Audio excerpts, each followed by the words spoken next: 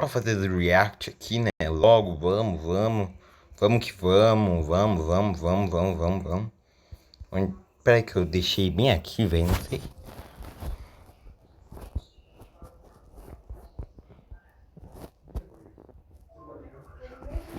Ah,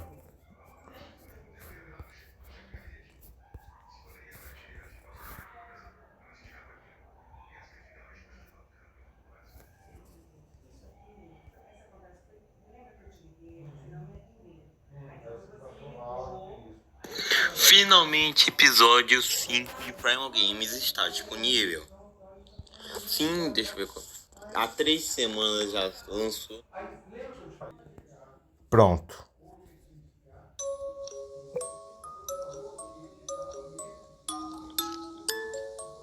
Um ano após a se resolver o problema do Reptisaurus, as coisas começaram a se acalmar no planeta. Obviamente tem que dar o caralho mesmo, né? Porra, após a calmaria vem o inferno. Muitas coisas foram acontecendo nesse período. Logo após descobrirem sinais de rastros iônicos na Lua, a Civ passou a fazer trabalho de vigilância nos outros lugares, expandindo seus horizontes. E foi então que a Cynthia, com seus equipamentos de satélite, acabou por descobrir uma peculiaridade no meio do Oceano Pacífico: terremotos constantes numa localização muito específica. Segundo ela, antes os terremotos aconteciam 3 vezes diferentes a cada 3 meses, depois passaram a ser 3 terremotos diferentes em uma semana, agora são 3 terremotos por dia, e não se sabe exatamente o porquê todos eles acontecem sempre no mesmo lugar. John, do jeito que ele era de sempre, mandou uma equipe de observação aérea para investigar, só que não dava para chamar qualquer grupo aéreo. Carl Denham já estava na tábua da beirada depois dos eventos da Ilha da Caveira. Após as informações da Civ serem divulgadas publicamente às populações, suas filmagens não eram mais prioridade, ninguém queria mais saber de um filmógrafo da natureza. Ele estava por um triz de ser expulso de seu apartamento sem ter dinheiro para pagar o aluguel, e o John sabia disso, e como ele era o melhor diretor cinegrafista que ele conhece, foi fácil contratar o Carl para a Civ nessa busca e conhecimento. Fácil entre aspas, né? Claro que o Carl tinha que cobrar em dinheiro pelos seus serviços. Mas enfim, ao partir nessa missão, o Carl tinha levado todos os seus equipamentos de filmagem, praticamente tudo que ele iria precisar para filmar, e chegando nas coordenadas que a Cynthia os enviou, eles encontraram algo peculiar e insano. Era uma pequena ilha, não tão grande quanto a Ilha da Caveira, mas ainda assim algo grande. Algumas colinas, planícies, cavernas costeiras e uma enorme montanha localizada ao lado sul da ilha. Claro que o Carl estava filmando tudo pro pessoal. Aquilo era quase como uma nova descoberta para ele. Voltando pro prédio da Civ, ao analisarem as filmagens que o Carl fez da ilha, eles analisaram minuciosamente cada parte filmada da ilha. Logo de cara perceberam que ela era pequena demais, por isso passou desapercebido dos mapas globais. Mas não só isso, ela tinha ruínas e restos de ruínas bem semelhantes às da Ilha da Caveira, indicando que talvez essa ilha seja talvez um fragmento que foi separado da Ilha da Caveira durante a separação dos continentes há milhões de anos atrás. E diferente da Ilha da Caveira que prospera até hoje, esta ilha sofre constantemente de deslocamento, sendo levada diretamente a uma placa tectônica, o que ocasiona em terremotos constantes, que aos poucos vão afundando a ilha, fazendo com que seja uma questão de tempo até ela estiver totalmente soterrada ao mar. Sabendo disso, João acredita que eles devem ir até a ilha e estudar sobre tudo o que der antes da ilha desaparecer. Essa ilha talvez tenha mais explicações sobre toda a vida do planeta nas quais os humanos vivem buscando essas paradas científicas aí. Mas por um outro lado, Cynthia acha meio perigoso ir pra lá, como a ilha tá caindo aos pedaços e tá por um triz de afundar no oceano. Ela não acha que seja uma boa ideia embarcar numa jornada até o meio do oceano pra ir numa ilha que logo vai deixar de existir, meio que dividindo o pessoal de lá. Se por um lado o João queria ir pra estudar a ilha, Carl Denham queria ir pra ilha filmar tudo o que podia. Aquela poderia ser a maior filmagem de sua vida. A última ilha, ele chamava, talvez pra ele pelos últimos registros de uma ilha já não existente daria um lucro de milhões pra ele. Imagina, as pessoas pagarem uma única e exclusiva vez pra verem algo pela primeira e última vez. Seria incrível. Mas John e Cynthia discutiram um bom tempo sobre a exploração à ilha ou não, até que ele gravou a decisão de ir e ponto final. Se a Cynthia não quisesse, então ela que fique pra trás da base, pois John não iria aguentar mais ficar parado no mesmo lugar, enquanto um monte de coisas acontecem ao redor dele, como foi Cosmok, caída e recentemente o Reptisaurus, 2 eventos em que ele não esteve fisicamente presente e tudo teria ocorrido 100 vezes melhor se ele estivesse. No dia seguinte, logo após a briga, eles embarcaram no SS Vanguard, partindo a essa expedição da ilha sem nome. A patente era um nome que Carl deu. Todd e Nathan foram junto para acompanhar a expedição. Com o conhecimento dos dois, a pesquisa que John faria na ilha vai ajudarem muito com eles ali. Tava todo mundo satisfeito pela expedição, menos a Cynthia. Ela não precisava ir. Tinha todo um motivo para não ir, e mesmo assim foi. Queria estar lá pro acaso de alguém morrer e descontar no John, ou até mesmo ele morrer e culpar por isso. A raiva faz um negócio engraçado na cabeça das pessoas, né? Bem, depois de umas 2 horas de barco, eles finalmente chegaram na ilha, e não era nada do que já se esperava. Praias rochosas, paredes de terra se despedaçando, maré bem alta. Realmente a ilha tava por um triz de afundar. Chegando na praia, Carl e John se separaram um pouco mais do pessoal. Carl faria as filmagens, enquanto John descreveria com muita precisão o que estavam vendo. Ruínas abandonadas do povo da Ilha da Caveira. As especulações estavam certas. Esta ilha realmente era um pedaço da Ilha da Caveira que foi separado durante a deriva continental. Tinha até vestígios do último kaiju que passou lá, mas a calmaria não durou muito, porque logo após explorarem mais adentro da ilha, eles escutam gritos vindo do barco. Temendo o pior, eles voltam correndo dela, quando de repente algo atinge diretamente a cabeça de John e Carl. Ao acordarem, estavam presos separadamente em gaiolas de bambu. Carl ainda estava com sua câmera, mas John estava estudando o que prendeu eles ali. Era uma tribo indígena, muito semelhante ao povo da Caveira, só que estes eram diferentes. Eram mais primitivos. Pele escura como as cinzas de um vulcão, dentes tortos e desgastados, pinturas pelo corpo, usando sangue como tinta. Suas armas tinham ossos em suas estruturas, e seus meios de comunicação eram tão primitivos que nem parecia que eles estavam falando. Pareciam que eles estavam rosnando e grunhindo que nem um porco do mato. John especulou de que este povo vive ali desde a época dos primeiros mamíferos pré-históricos e antes da descoberta do fogo. Tinha 2 deles os vigiando na gaiola. Carl não pode deixar de perceber que as decorações da aldeia continham ossos humanos. Ou seja, aquela era um tribo canibal prontinha pra matar e devorar eles naquela noite. A Cynthia tava na jaula ao lado, lutando pra conter o pânico que ela tava sentindo. Pequeno dos nativos olhou de uma forma diferente pra ela e deu um sorriso macabro, indicando que ele planejava fazer umas coisas não tão legais com ela. Mais tarde, enquanto eles estavam presos nas gaiolas, eles assistiam. Capitão Hunter? Capitão Hunter? Calma aí, Capitão Hunter. Raulzito, ou melhor, Pidiri, ou sei lá.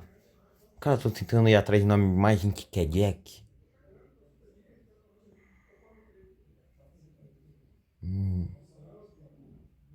Stinger do Discord. Calma aí. Baixa a bola. Irão um ritual da aldeia, a tal hora da boina, praticamente assistindo os nativos comerem dos soldados da Sif, enquanto ele ainda estava vivo, gritando em agonizantes de dor, deixando cada um deles em choque, pois o chefe da tribo, durante o banquete, olhou para eles nas gaiolas com a boca coberta de sangue e um olhar penetrante e macabro, praticamente dizendo: Ó o pai do Renan aí. vocês são os próximos. Claramente nenhum deles estava com paciência de ficar ali por mais tempo. Não queriam ser devorados ou servidos de sacrifício. Então, usando o tripé da câmara do carro, quebrou o bambu da gaiola deles. E quando os nativos avançaram para matar, ele puxou um sinalizador do cinto e tocou nos nativos, causando um incêndio que afugentou os nativos. Como ele teorizou que os nativos são de uma época antes da criação do fogo, eles obviamente teriam medo do fogo ao vê-lo pela primeira vez. Então a distração estava feita. O fogo afastaria os nativos, enquanto ele libertava o pessoal com a perna do tripé, quebrando a gaiola de bambus e fazendo todo mundo fugir para a selva. Depois da fuga, em uma distância considerada da aldeia caníbal, ainda escutando os gritos de terror dos nativos, João e Cynthia novamente discutem. O fato deles quase terem morrido, de novo, só prova que não era para eles estarem lá. Não era nem para eles terem dividido o ter ido pra lá. E se não fosse pelo espírito covarde do João de querer ser um bom líder, o carinha lá que foi devorado vivo estaria bem agora. Mas não foi esse o caso. A Cynthia basicamente esfregou na cara do João que ele não era um bom líder, diz de que o Carlton morreu e que não sabe nem o porquê dele ter deixado a Sif com um incompetente como João. Aquilo magoou profundamente o Peraí, Carlton? Ele morreu? sentimento. É um bom líder, disse pelo espírito covarde do João de querer ser um bom líder. Só que não era pra eles estarem lá. Não era nem pra eles terem dividido ou ter ido pra lá. E se não fosse pelo espírito covarde do João de querer ser um bom líder, o carinha lá que foi devorado vivo estaria bem agora. Mas não foi esse o caso. A Cynthia basicamente esfregou na cara do João que ele não era um bom líder, diz de que o Carlton morreu e que não sabe nem o porquê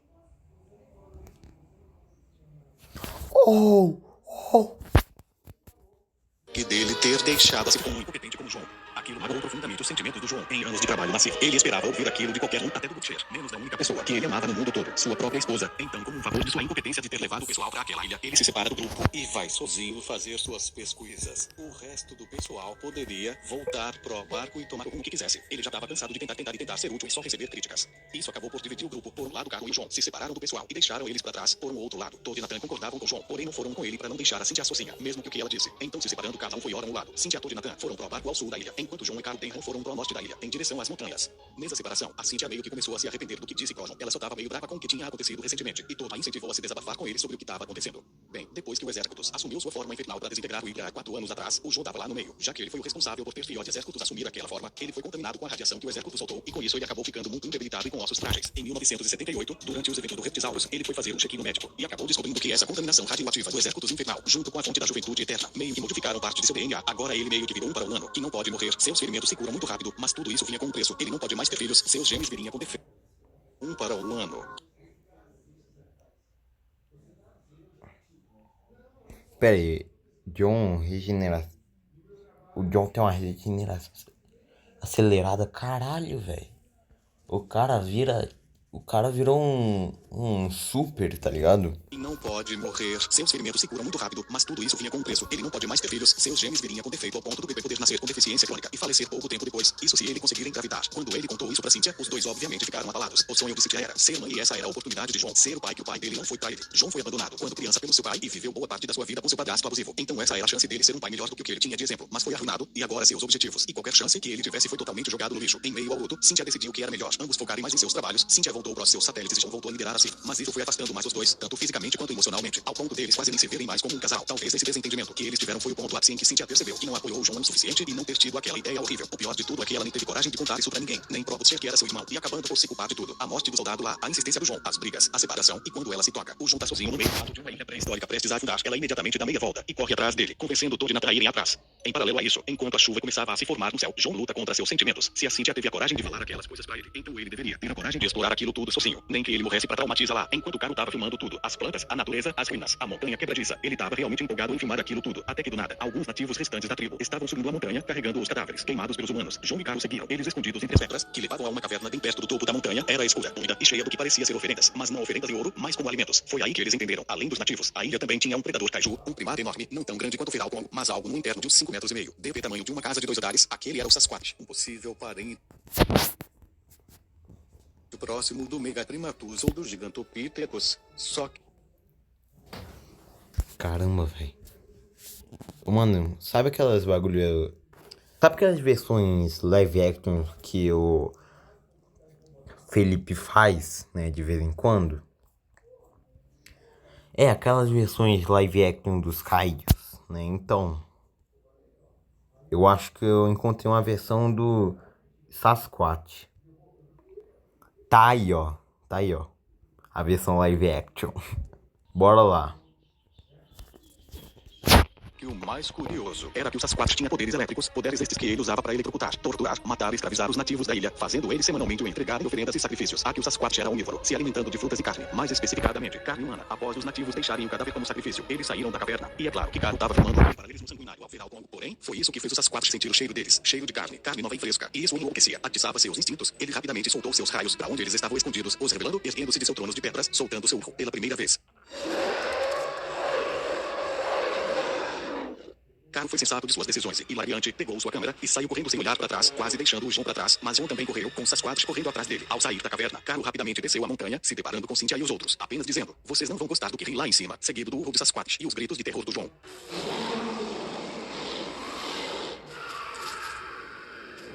O pânico era nítido no olhar de Cynthia. Ele imediatamente subiu a montanha atrás do João, enquanto o João fazia o primata seguir ele até o topo da montanha, em meio à chuva e aos raios, se escondendo entre as pedras e fazendo o gigante primata ir atrás dele. Durante a perseguição, a ilha recebeu mais um terremoto e um dos fortes, fazendo então a ilha toda tremer, que por mais que tenha atrasado Sasquatch a correr atrás do João, Cynthia tinha informação de suficiente para saber que aquele terremoto não foi o mais fraco até então, e do topo da montanha, ela viu a maré subindo cada vez mais. Ela sabia que tinha chegado a hora, a ilha estava afundando, levando tudo junto. Por isso se Enquanto isso, chegando no topo, João estava sem saída. Não tinha mais pedras para se esconder, muito menos direção para correr. Quando Sasquatch chega ao topo, encurralando João e o derrubando no chão, erguendo o braço e se preparando para amassar João com uma pancada, dando seu urro para o céu da ilha.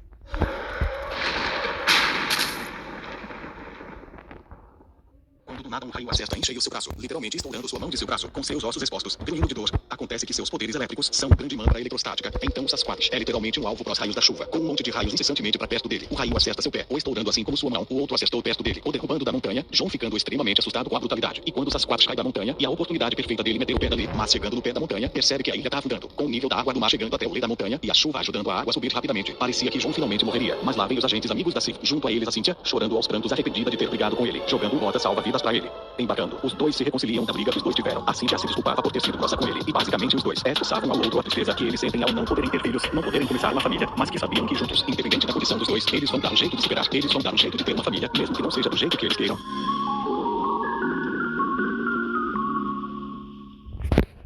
Mas enquanto isso, Sasquatch surge em meio à água, com uma mão a menos e lutando para não se afogar, mas mesmo molhado e quase se afogando. Os raios da chuva ainda continuavam acertando o Sasquatch, fazendo ele afundar mais. Então, já sem fôlego, ele solta seu último urro, enquanto lentamente se afoga, com a água entrando em seus pulmões, impedindo de respirar. Junto à ilha, Sasquatch se funda no oceano.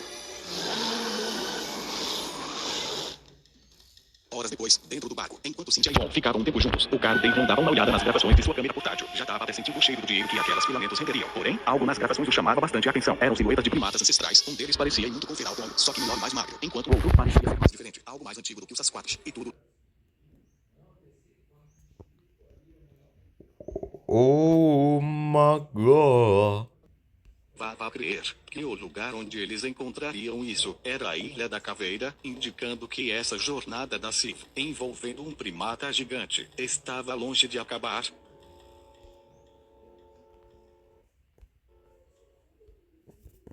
Oh my god. Pessoas antes da aposentadoria.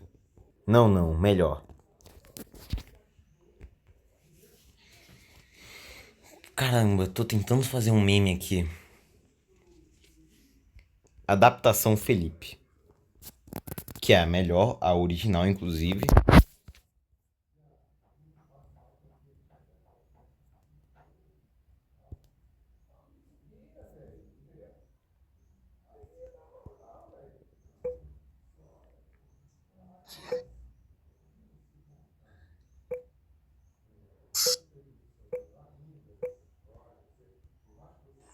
Eu Adaptação Gigaflix. Caramba, velho. Ok, eu acho até que o Gigantoptex saiu um pouquinho bonitinho, né? O do Gigaverso, que... Vamos lá, comparar com o personagem original, cara. O Gigantoptex do Gigaverso não tem nada a ver, cara. Literalmente, cara. Porque, vamos lá, né? A paleta de cores parece muito diferente, não sei. Porque o Gigantopithecus ele parece ser mais vermelho, enquanto o Gigantopithecus do Gigaverso é laranja. Sendo que... resumindo, eu não consegui fazer um bicho que... Eu tenho umas fotos lá do Gigantopithecus, tá ligado? E não consegui fazer o bicho direito, né? Realmente poderia ter feito melhor. Mas fazer o quê? Eu sinto muito. Eu poderia ter feito o Gigantopithecus do Gigaverso um pouquinho mais parecido com o do Gigaverso. O do Gigaverso ficou parecendo um outro personagem. Agora vamos ao episódio. Peraí que tô procurando.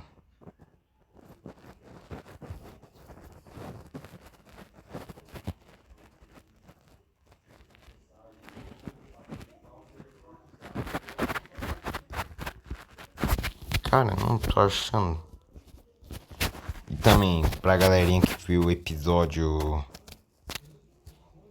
do 7, o 7 que o Akumunga aparece, né? O que esses dois personagens têm de semelhante?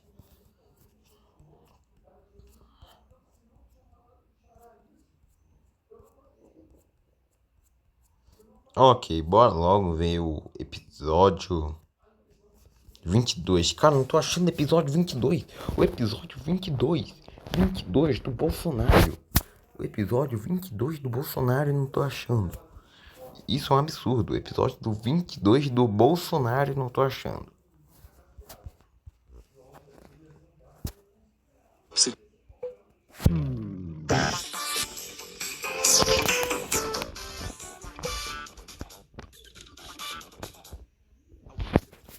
Acho que só uns meses depois, Book chega a analisar as filmagens de Garo deixando os últimos resquícios do que era a ilha do Sasquatch. Só que algo não parecia muito certo. O corpo do Sasquatch, por mais que tenha se afogado, afundou muito rápido pro fundo do mar. Mais rápido do que o próprio Titanic quando ele afundou. E olha que o Sasquatch não era nem metade do tamanho do Titanic, então ou o Sasquatch era muito pesado, ou algo puxou ele pro fundo do mar. Talvez o Sebas, talvez o Moby Dick, às vezes a própria Leviatã, mas são possibilidades muito improváveis, porque aquela não era a área de caça de nenhum deles. O Traje até sobrevoou a área com sua armadura e tentou ver o motivo de tais suspeitas do Bullshit. E o que ele encontrou foi uma cratera enorme debaixo d'água, no meio do oceano, que parecia já estar lá desde o começo, e talvez seja isso o que influenciou a ilha a sofrendo constantemente de terremotos e, eventualmente, se afundado totalmente. Mas não parecia ser uma cratera normal, parecia ser uma cratera causada por algo, como se literalmente algo tivesse criado aquela cratera enorme e no processo fez a ilha andar aos poucos. E a maior desconfiança era que o que sei lá estivesse aí.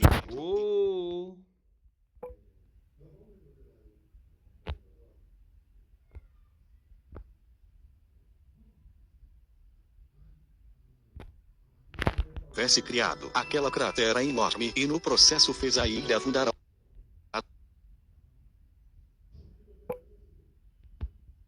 por algo, como se literalmente algo tivesse criado aquela cratera enorme e no processo fez a ilha afundar aos poucos. E a maior desconfiança era que o que sei lá estivesse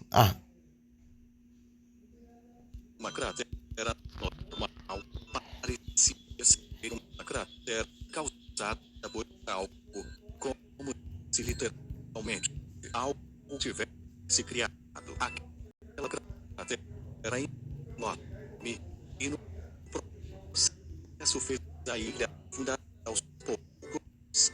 E a maior desconfiança era que o que sei lá estivesse. De novo eu perdi. Arc Edition. Espera que eu tive uma ideia. Volte. Velocidade, tô. Não precisa. Eu quero a velocidade. Esse aí dentro de meio de terremotos, eventualmente se afundado totalmente. Mas não parecia ser uma cratera normal, parecia ser uma cratera causada por algo, como se literalmente algo tivesse criado aquela cratera enorme e no processo fez a ilha afundar aos poucos. E a maior desconfiança era que o que sei Megalodonte. É o Megalodonte. Com certeza é o Megalodonte. É o Megalodonte. Tá vendo aí, ó? Caramba, velho. O sonho aí, ó. O sonho. O meu sonho era ver, tipo, um kaiju semelhante ao Megalodonte. Ó, tá vendo aí? Sabe aquele- Ó, cara, olha. Aí, sabe as minhas previsões que eu tinha feito pro Gigaverso? Aí, ó. Aí, ó. Deu resultado. Ó. Aqui, ó. Multiverso Resistência.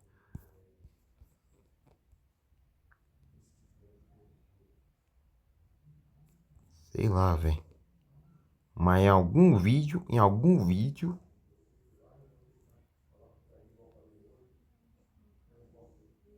Aqui, ó. O que teremos no futuro do universo existência? Aqui, ó.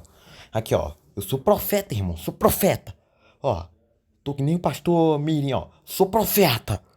Ó, previ o futuro. Eu sou vidente. Eu sou vidente. Usei minhas bolas pra prever o futuro aí, ó. Ó, toma, toma, ó. Ó, sou profeta. Toma, toma, toma, ó. Ó, previ o futuro, hein, criançada. Faz todo mundo a ele, ó. Ó, virei profeta, porra. Ok, bora ver na velocidade normal.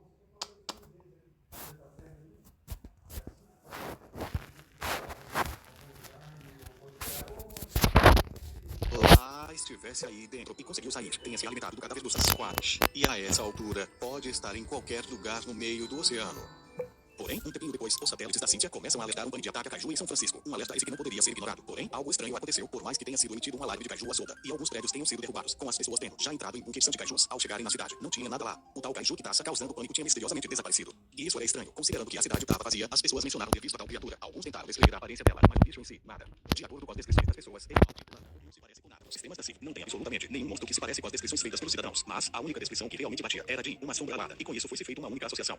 Buitre, o caju abutre da Argentina, buitre tem a aparência de um urubu comum, com a diferença de que suas garras são afiadas como as de um falcão, seu bolso feito de pedra e ele tem uma cauda longa e emplumada, que facilita manter o equilíbrio durante o voo e o ajuda a voar mais rápido que o som. E talvez tenha sido ele quem atacou São Francisco. Não tinha outro caju voador que seja rápido o suficiente para destruir parte de uma cidade e sair sem ser notado. Mas todos acham que ele também não parece ser, pois todos os cajus, quando usam seus poderes, emanam um rastro de radiação por onde passam, que ficam presentes na atmosfera do ambiente, e aquele caju tinha emanado seu próprio rastro pelo ar. E como ele tá nesse departamento de ciência caju, ele rapidamente identificou que não era o buitre nem chegou nem perto daquela região. Ele estava sob vigilância constante no Monte Aconcagua, na Argentina, então não tem como ele ter ido parar ali. Mas o Butcher é teimoso e não deu ouvidos ao autor. Ao invés disso, ele mandou dobrar em vigilância sob a contenção do buitre para ter certeza que ele não fuja da contenção. Algo não parecia estar certo para ele. O problema mesmo foi depois. As semanas foram passando. Em uma semana rolava 2 ataques no mesmo lugar. Os funcionários da CIV iam lá para verificar e quando verificavam não tinha mais nada. O caju tinha sumido. Na outra semana o ataque acontecia em algum país próximo. A CIV ia lá e o caju de novo tinha sumido. Notava-se um padrão. Toda vez que uma cidade era destruída, o caju responsável sumia assim que os humanos chegavam e toda vez que esses ataques aconteciam, o Butcher foi desconfiando mais e mais do buitre, chegando ao ponto dele toda hora pedir para dobrar a vigilância dele. Algo que não alegava muito o Brad e o Thor, que também estavam achando aquilo mais estranho ainda. Inclusive Thor vivia falando para o Butcher parar porque aquilo não fazia o menor sentido e conforme o Butcher adicionava mais monitoramento no caju que nem despertado estava. Mas ele piorava a situação,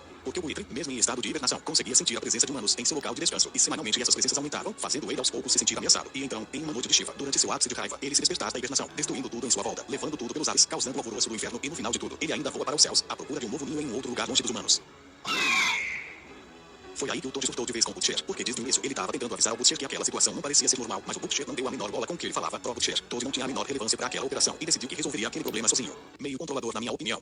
Enquanto isso, em meio aos céus, o Buitre voava no grande céu azul, admirando o vento em suas plumas, e então ele lembra que já estava na hora de mudar de caminho. Já fazia muito tempo em que ele estava na mesma montanha, que estava na hora de encontrar um novo lar, e por um tempo ele sobrevoou Washington, achando que dava para pelo menos viver no Monte Rainier. Porém, Washington já era o território de outro carinha, o Lizzie. Uma coisa que não foi contada é que, durante sua infância, Lizzie ficou um bom tempo vivendo na Isla Del Monstro, junto com todos os exércitos. Porém, quando ele virou adulto para enfrentar Vans no passado, as mudanças hormonais no corpo do Lizzie foram tão drásticas e instantâneas naquela época, que atualmente o Lizzie, por mais que já seja um adulto consagrado de sua espécie, ele tem uma mentalidade de adolescente, pois a sua personalidade não foi moldada o suficiente, junto com seu corpo ao crescer muito rápido, e atualmente para o status adolescente/jovem. Ou seja, sim, na cabeça dele, ele ainda pensa como um jovem, e isso só vai mudar quando ele terminar um processo de hibernação temporária dele. Quando ele dorme, a mente dele se desenvolve melhor. Mas cortando o papo furado, o Buitre não pode ficar em Washington por causa do Lizzie, que não deixava ele ficar lá. Então o Buitre obviamente foi expulso de seu, entre aspas, novo território. E acabou voando para um outro lugar. Porém, algo estranho que Lizzie não conseguia ignorar era a sensação de ter mais um lagarto naquela região, um negócio que só répteis como Lizzie conseguem fazer. E então, passando-se mais algum tempo depois, no meio do Arizona, o Buitre pensou em fazer seu ninho ali mesmo, sob as pedras do Grande Canyon. Foi aí que a meta rolou de vez. Enquanto o Buitre estava distraído, alguma coisa ou uma misteriosa força invisível agarrou sua cauda e começou a balançar o passarinho para lá e para cá, como um chocalho. Obviamente, o Buitre se assustou com um negócio daqueles e tentou sair voando, mas a mesma força invisível pegou sua cauda entre lá e o derrubando. Caramba, em cinematográfico. Pô.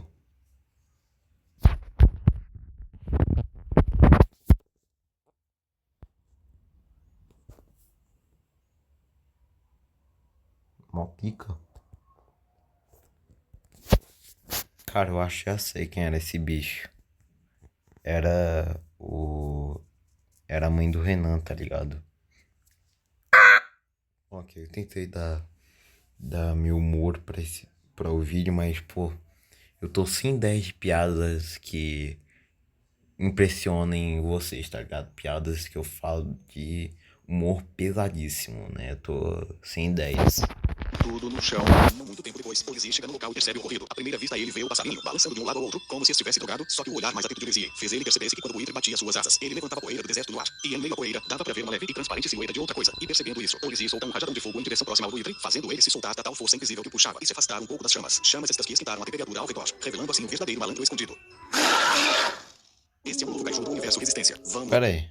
Esquentaram a temperatura e percebendo isso, Olivier solta um rajadão de fogo em direção próxima Você consegue cuspir fogo?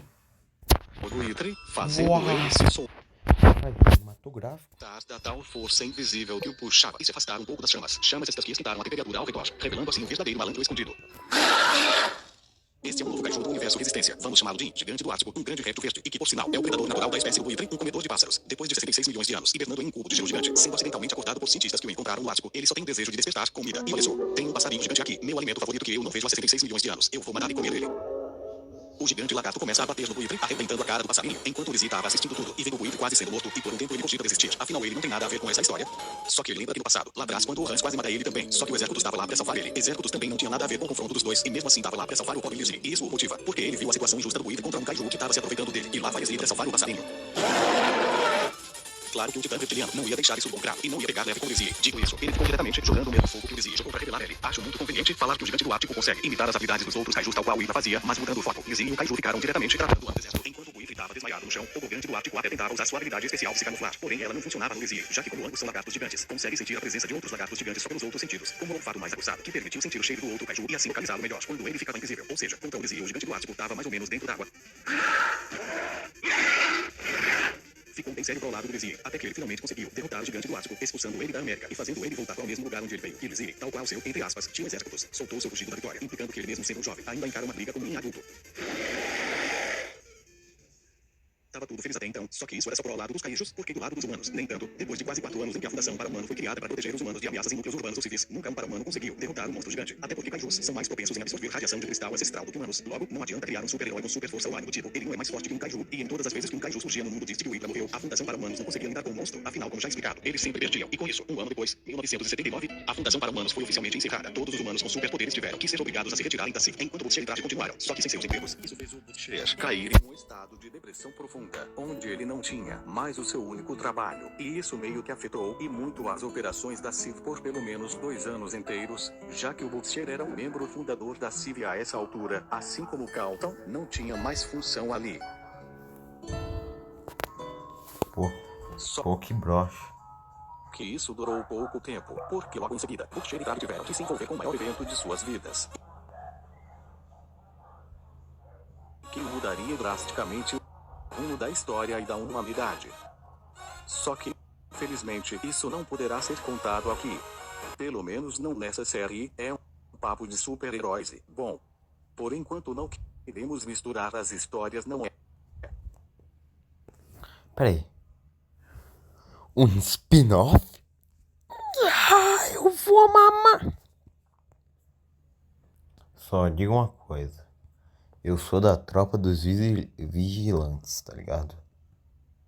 E uma pergunta, vocês gostariam se eu fizesse algum super-herói ou, sei lá, pegasse algum super-herói da Tokusatsu, sei lá como é que se fala, né,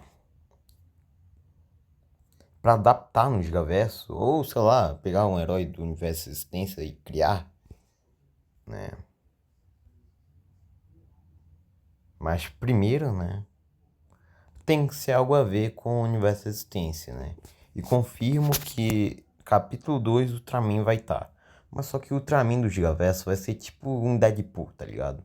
O cara vai achar que tá num filme ou em alguma série e vai ficar toda hora quebrando a quarta parede. Não é à toa que alguns personagens da série vão chamar ele de esquizofrênico. Ou sei lá, por o Spectreman. Que, pra quem não sabe, o Spectreman fez parte da minha infância.